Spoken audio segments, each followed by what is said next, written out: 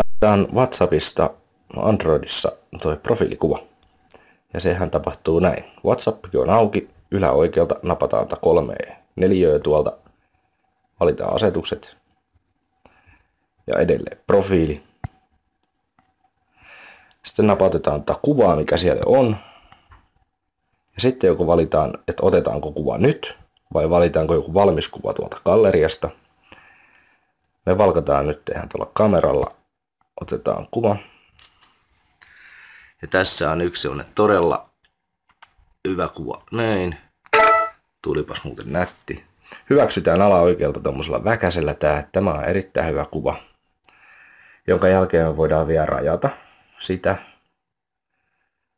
Vähän, että minkälainen on hyvä rajaus.